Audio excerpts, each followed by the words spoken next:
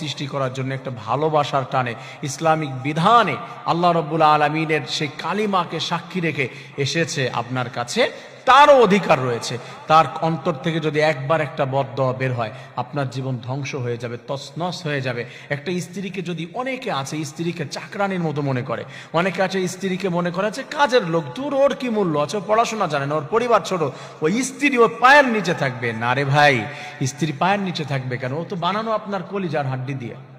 হ্যাঁ, কলিজার কথাই বলছি, তার মানে এখানে কলিজার উপর দিয়ে বাম পাঁজরের হাড্ডি দিয়ে আপনার সৃষ্টি করেছে। আপনি তো এই জায়গাটায় তাকে স্থান দিবেন, আর আপনি তাকে স্থান দিয়েছেন পায়ে। পায়ে স্থান দেওয়ার কারণে মনে রাখবেন, আপনার তারপর যদি জুলুম হয়ে যায়, তারপর যদি কোনো বিষয়ে আপনার অত্যাচার হয়ে যায়, তার অধিকার যদি নষ্ট করেন, আপনি আপনার যে অধিকারগুলো আল্লাহ তাআলা দিয়েছে তাকে কবুল বলার পরেই আপনি যদি সেইগুলো নষ্ট করেন, আল্লাহ তাআলা কি জানিয়ে দিয়েছে? আল্লাহ রাব্বুল আলামিন বলেছে, বান্দারা শোনো, ইন্নাল্লাহা লা ইউহিব্বুজ জালিমিন। আল্লাহ রাব্বুল আলামিন কোন জালিমকে, অত্যাচারীকে পছন্দ করেন না।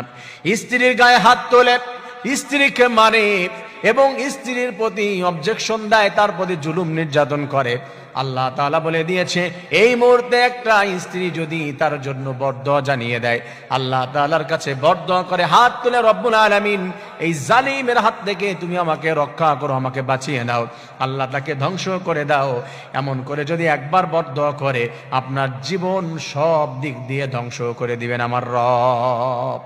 So be careful. মনে রাখতে হবে যে স্ত্রীদেরকে জুলুম নির্যাতন করা যাবে না, তাদের মুখ থেকে যেন বরদোয়া বের না হয়। এবং মা বোনদেরকে বলছি, আপনি এই কথা শুনে ব্ল্যাকমেল করবেন যে শুনেছো, তুমি আমাকে কিছু বলতে পারবে না, কিছু করতে পারবে না, এমনটি নয়। আপনার হাজবেন্ড কি ওই ফিরাউনের থেকে খারাপ? ফিরাউনের স্ত্রী কি বলেছিল? ওয়ানাজ্জিনি মিন ফিরআউন ওয়া আমালিহি ওয়ানাজ্জিনি মিনাল কওমিজ জালিমিন। আল্লাহ, তুমি ফিরাউনের হাত থেকে আমাকে রক্ষা করো। একটি বারের জন্য যে জুলুম নির্যাতন করেছিল আসিয়ার উপরে, একবারও বলে নাই যে আল্লাহ তুমি ফিরাউনকে ধ্বংস করে দাও। ফিরাউনের মতো মানুষকে ধ্বংসের বরদোয়া করে নাই তার ওয়াইফ। আপনি বরদোয়া করবেন কেন?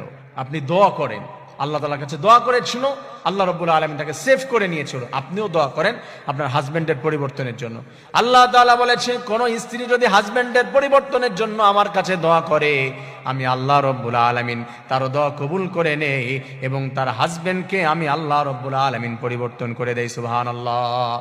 প্রিয় মা ও বোনেরা, আপনার কোনো হাজবেন্ড যদি কারো